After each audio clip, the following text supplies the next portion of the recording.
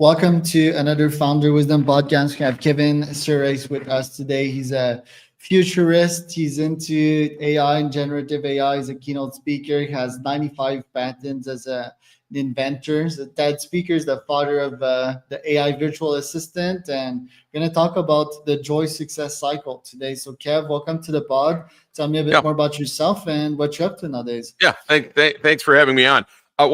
It's almost AI all the time, right? But I do about 40 to 50 keynotes a year, and I've been working on this book called The Joy Success Cycle, and basically the core of that is why is it that you're always so joyful and so happy and so excited, even though you're founding companies and running these companies and for founders and entrepreneurs, there's days you can't pay the bills. There's days you don't make payroll. There's all these things you got to do. There's days you're working on go-to-market strategy and someone else's is working better than yours. You got to go learn that. But I've always been joyful every step of the way. And so I started writing down, what is it that I do that seems different than other people, right?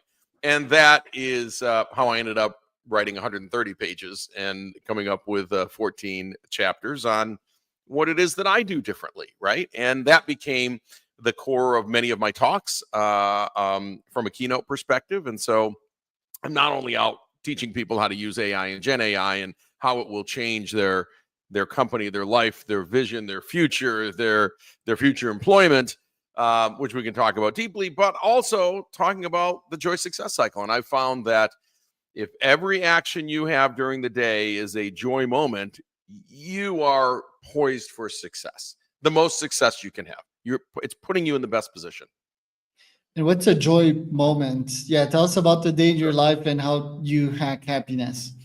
That's a good way to ask the question, to phrase it. Look, I'm going to give your listeners or viewers here a task. Okay, this is a take-home homework assignment. Tomorrow, when you wake up, I want you to count all of the negatives or complaints that you have throughout the day. Every single one. Every task, every ache, every pain, every complaint about an employee or employer or whatever it is. What you will find is, if you count them seriously, internal ones too, the ones you tell yourself, right? You're going to end up close to 100. And it's going to shock you. You're going to say, apparently all I do is complain all day. Well, it turns out that's what humans are predestined to do, because our ancestors were worried a lot about the lion behind the tree. And my point today is, we don't have to worry about too many lions behind trees. There's a lot of things to focus on and improve, like go-to-market strategy, for example. But the lion's probably not going to eat us, right? And so if you count them and you get to 30 or 40 or 60 or 100 or 110 or whatever it is, the next day you have a new goal. You know what that goal is? One complaint a day. I live by the one complaint a day rule. Now, that could be internal or external. So I'll give you an example. You wake up, you'd exercised a lot yesterday, you worked your legs out, whatever. You put your feet on the ground, you go, oh, man, those knees hurt. You've used up your one complaint for the day. And now you have to go through an entire day looking at everything on your to-do list and looking at them with joy instead of anger, angst, or negativity. And that changes your entire day. So that means, line 3 on here, I have to fire Bob. I could have looked at that in a really negative way and go, I don't want to do it. Maybe I can put it off for a few days. I really hate this. But in a positive way, right? In a joy moment, you'd say, this is actually good for Bob and it's good for us. It's good for us because Bob's not working out. And it's actually good for Bob because Bob's not working out, right? Bob needs to go find a position that he will do well in. This isn't it. And so 3 months down the road, when I talk to Bob again, Bob's going to be much happier, because hopefully Bob found something that is a better match for his skills. And we're going to be much happier. We will have replaced Bob with someone who's a better fit for the job. So even in firing someone, one can look at something and say, what's the joy in doing this? Not in some macabre way, right? But what's the joy for all of us in doing this? I got to sweep the floor. What's the joy in doing that? Maybe it's just getting it done. It has to get done, checking it off the list, right? So everything becomes a joy moment instead of a complaint. And there's science behind this. It opens up your mind to be able to see real problems, real pain points people have, and go solve those. And that's how you build great companies. And why 1 and not 0? Because if I said 0, many people will say unattainable. I need at least 1. And what I found is, if you've got 50 joy moments during the day and you only had 1 complaint, you're going to work your way back up to a 10 on something we call the positive quotient scale.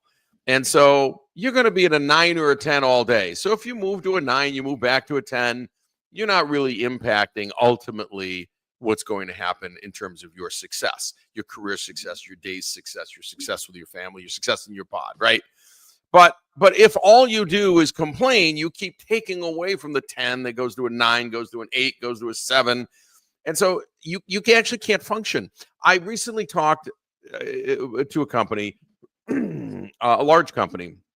They had reorganized their sales teams, and everyone in sales was complaining about this. Well, I don't like the new team members. I don't like the new structure. I don't like it. They spent all day complaining instead of selling. They need to sell.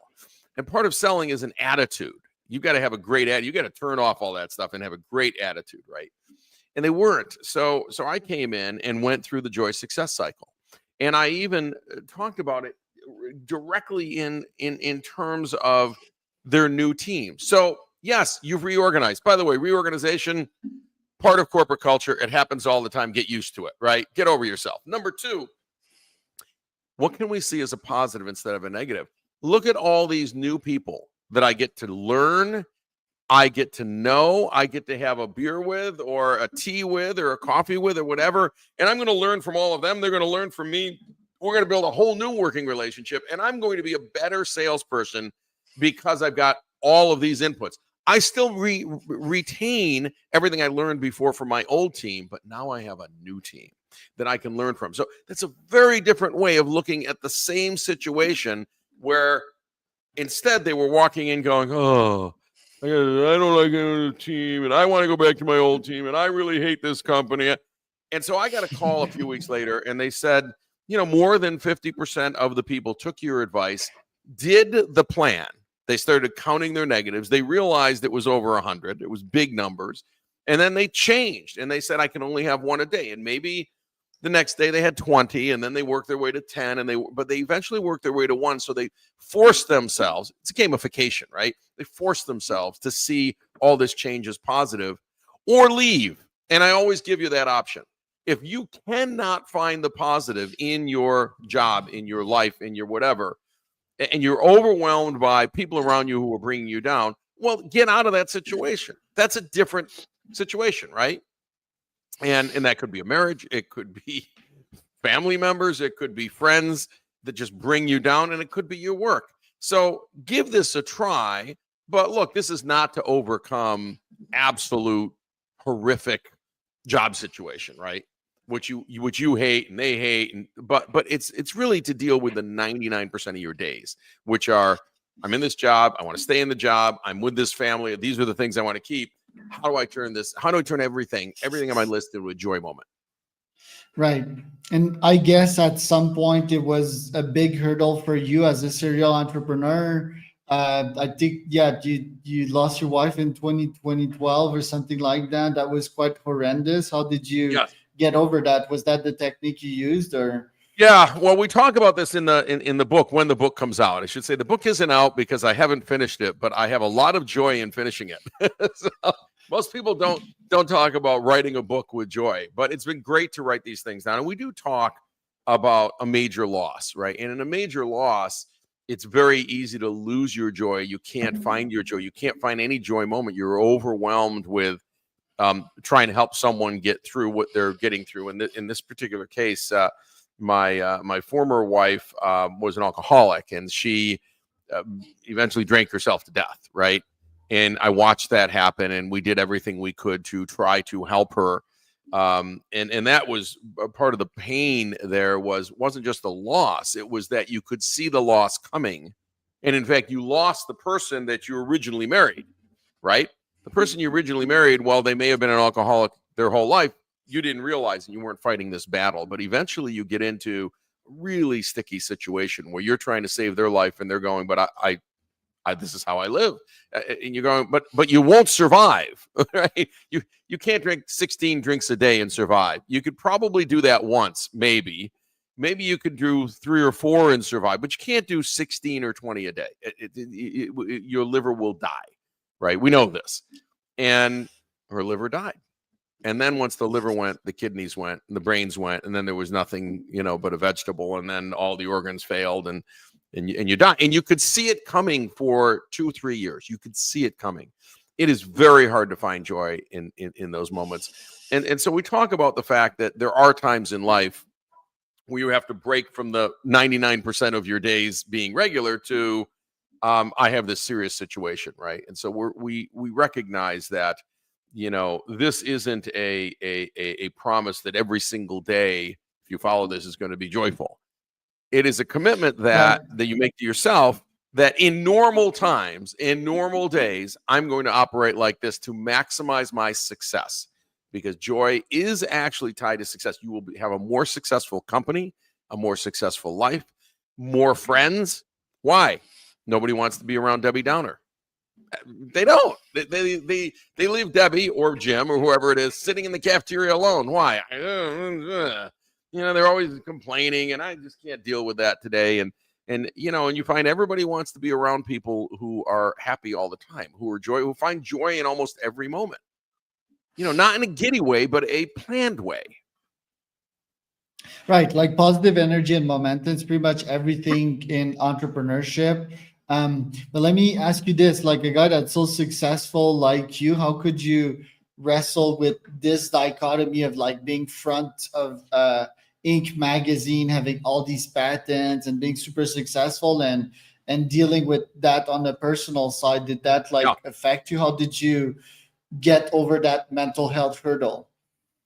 Well, it's a very good question. In entrepreneurship, we like to be successful in everything we do. Statistically, I hope every entrepreneur knows that the chance of you being successful in a new venture, when you've just started and maybe you've only got a little bit of friends and family money, the chance at that point, and I say a little, 10, 20, 50K, the chance of being successful at that point is about 1 in 1,000.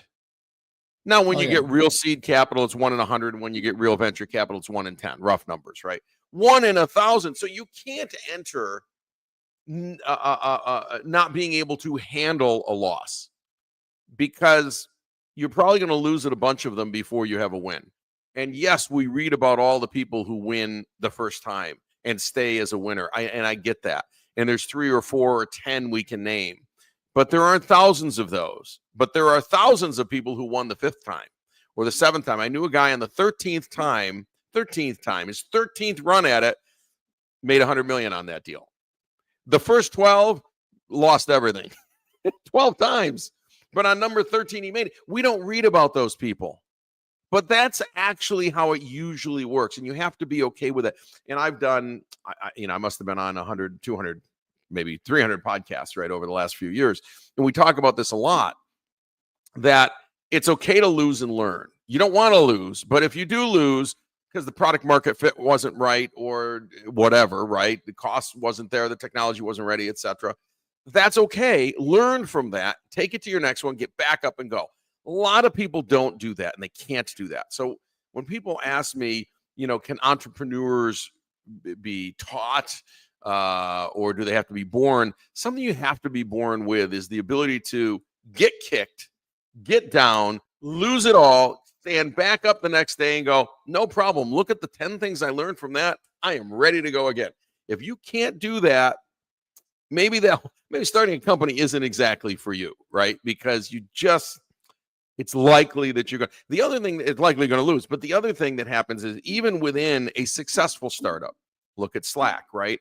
It was a gaming company that nobody played their games. I'm summarizing, but they had this little kind of chat thing on the side, this messaging thing, and people started to use the messaging thing, and it was really working well. And people were using the messaging thing and not playing games. And they said, well, this isn't our company, but maybe we'll bolster that messaging thing, write some more features in there and just see where that goes. That ended up to be the entire company that got bought for billions of dollars.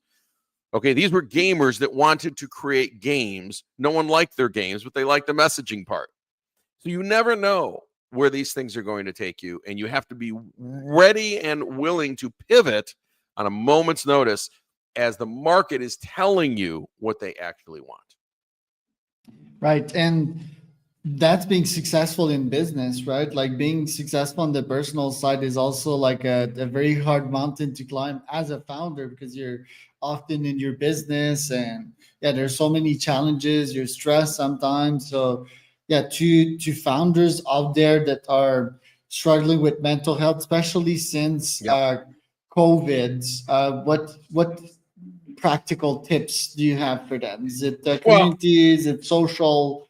yeah. Look, Tell me a bit that's more great. about that. Look, a couple of things. One, if you're a founder, there's going to be 100+ hour weeks. I mean, just know that. Again, that's another one. If you are not ready to put in 100 hours a week, maybe you have young kids. Maybe today isn't the day to go start your company, right? I mean, if you can't put in 100 hours a week, you won't be successful. Number two, you still have to balance work life at some level. So there have to be some weeks that are 40, 50, 60. If you are married, whether you're married to a woman or a man or, whatever it is, whether you're a man or a woman, whatever it is, not too many spouses are going to allow you to work 100 hours a week forever. They'll give you a month or two, but not forever. So you have to be thoughtful and judicious about the timing. And again, I would not recommend, if you're recently married, you have a young kid or two, if you want to work 100-hour weeks, you can do that. But if you do it for over a year, you're going to be single because you are practically single, right? So, be careful what you ask for. These are very hard things to do. You didn't see Zuckerberg get married when he was putting in 100 hours a week. He got married many years later when he could back off to 60 hours a week, and there was some work-life balance. The second thing is a good question is your mental health, right? Look, if you get in a situation where you are depressed all the time, you cannot have a successful company. You can't, right? And this is where people end up committing suicide or something, and they can't find a way out. Look, it isn't worth it, kids. Don't do it. Just don't do that. Now isn't the time, or you're not the person who should be leading that. Some of the best founders I know quickly, within a year, back off into a CTO role or a CMO role or a CRO role and hand the company to a professional CEO. And I don't mean a talking head, and I mean someone that they hire, that they love, that can take it to the next step, that has that 100 hours to put in, right? So that's another possibility.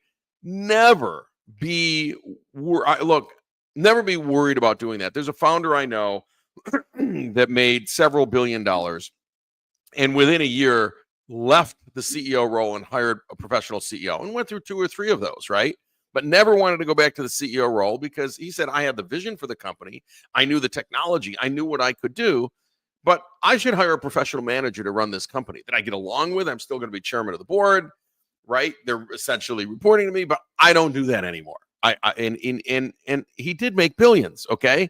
So you can make a lot of money turning over your company to a professional. And I know 90% of the people who just heard that says, that's ridiculous. I would never do that. When I hear that from founders, I worry. I worry because you can't be the best at everything. I cannot be the best at technology and be the best people manager, which is primarily the CEO role. I can't do both all the time. I can do it for a little while, but pick one. You want to drive that company technology-wise and vision-wise, go do that. Hire a great CEO who's going to hire great, amazing teams, right? Who's got probably 20 or 30 years of senior management experience, right? They don't know what you're doing, and you don't really do what they do as well as they do. So it's fine. That is not admitting defeat. That's admitting success, right? And focusing on what you do well. So, I think look at all of those things. Look at what the cause of depression is. Too many hours, trying to take on too much, can't pay the bills. It's another thing. How many entrepreneurs, when I tell them that, go, what? You mean there were times you couldn't pay? Yes, there are times that every entrepreneur can't pay the bills. Why? Didn't raise enough money, running lean on money, the next tranche hasn't come in yet, whatever the case is, right? It's all these things. So you don't read about those cases. We read about OpenAI raising another $10 billion. We don't read about the 3,000 other AI companies funded right now, at least 28 or 2,900 of which are running thin on cash. Don't read about those. Right. And you had various success yourself. Like, are you sure about the 1 on 10? Like, what would you attribute the success of Sirius Energy, right? Because you raised 150 million to this one, but like 1 on 10 seems, yeah, like very few odds for a guy like you that sort of can control your luck and your odds of making it.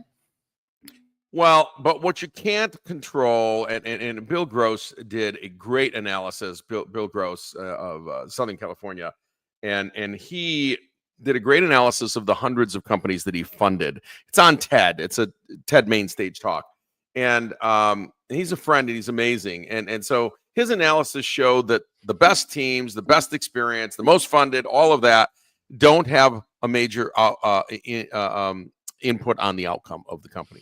You know what the biggest driver is? Market timing. If you got the market timing right, even idiots made a big company because the market timing was right and the market demanded what they had and they would just eat it up, right? And if you got the market timing wrong, the best team with the best funding, with the highest IQs, with the graduating from the best colleges still failed. Why? The market didn't want what they had. That's it. You can't beat market timing and you can't guess market timing because when you start a company, you want to hit that market out maybe 6 months, a year, maybe 2 years, but not 10 years. And I've got one company right now that in the software QA space, it's AI finds bugs, right? And AI is finding bugs that no humans can find. It's absolutely fantastic. On the other hand, we probably started it 10 years too early. People weren't ready for AI to take over QA. Today, they're thriving for it. They're ready for it, right? So that's one example of market timing, market timing that was just not quite right. I started it too early. I had the vision, and I often start things too early. I can see where the puck's going to be. Unfortunately, it's there in 10 years or 7 years or 5 years, and I wish it was there in 1 year. So but the technology is killer by then because you've built up so many patents and such a big moat. You just have to survive till the market is ready for you. Interesting. And with that company and specific Sirius Energy, you've got you accomplished so much with that one. What was special with this company? Why was their product market fit there? Well, Surace Energy, Surace Materials, was at a time when everyone was worried about the built environment and energy consumption in the built environment. And that energy, basically the built environment, including building our buildings, heating our buildings, cooling our buildings, and lighting our buildings, is about 52% of the world's CO2. It's huge. It's unbelievably huge. It's cars, passenger cars, about 9%, right? And so, we hit that timing right. We grew a very big company. We ended up selling it to 3 different companies that bought out different divisions. I think we could have had a better outcome had our VCs been a little more patient for the public markets, which weren't ready, but were ready about a year later.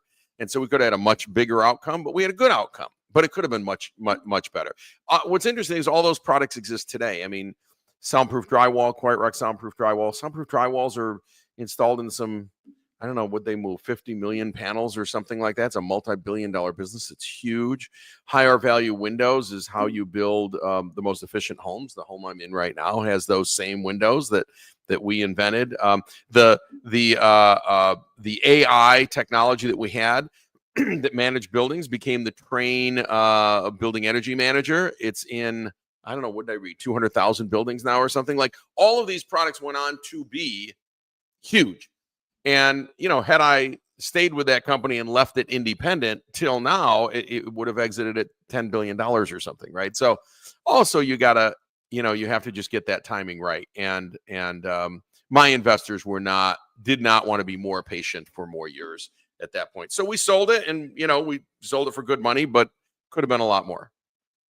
You also survived the .com boom, didn't you? What were your lessons from that? The .com boom and crash. I did, and I was running a company called Perfect Commerce that I had co-founded with a gentleman named Mark Peratt. And we had a great team, really great team. And we had great product and we had great customers. And it was, we had multiple millions of revenue. It ramped up very, very quickly. And then the .com crash hit. Now we had, I don't know, 50 million in the bank at the time. So I was famously in Fortune magazine at the time, saying like the adults have come home to Silicon Valley or something, because I immediately laid off like half the company. And my board said, "What are you doing? This thing will pass." I said, no. This is a market correction that's going to last for years, and we're going to have to make our cash last. And it turned out that was right. And so I was famously published in Fortune, standing there like the boss is back or something like that, and everyone's got to work harder, and I'm cutting and I'm measuring, and there's KPIs and all this. But it was just, look, the .com era was full of a lot of fluff and people managing with foosball tables, right? And I just turned around and said, we got to go back to old style management, and everyone's here and everyone's going to be measured, and we're going to be, I was never a mean manager, but we're going to start to measure again, right? It isn't all going to be fun and games. And it turns out everybody felt that way a year after they published that article in Fortune. But at that moment in time, I seemed early, and then it seemed quite fortuitous. Interesting. Let's do a round 2, Kev, about AI, because that's been way too short. Where can people find out more about you till then? Yeah, you bet. KevinSurace.com, my website. And if you want to actually talk to me there, you can go down to the bottom, select my virtual me. I have an avatar, and two-way interactive avatar. And if you select the video one, it'll be me like this, come up, and you can actually interact with me and all of my learnings and writings and all of that. You'll have a ball. It's really fun. KevinSurace.com. So it's Kevin and Charles for another CEO Wisdom